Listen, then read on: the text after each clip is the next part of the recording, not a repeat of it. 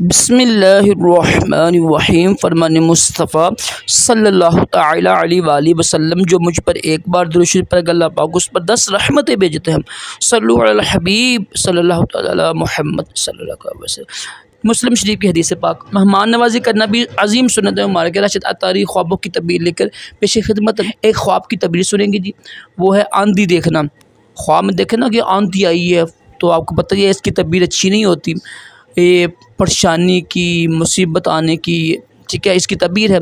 तो इसका हल फिर क्या होता है? इसका सिंपल हल है, जब भी उठे ना, जब ख्वाब में देखें ना कि आंधी आई है तो उठकर फ़ौरन तौबा इस्तग़फ़ार करें, रब की बारगाह में दुआ करें अल्लाह पाक इसकी तबीर ज़ाहिर ना हो, नमाज़ पढ़ लें, ठीक है, और सुबह उठकर सदका दें।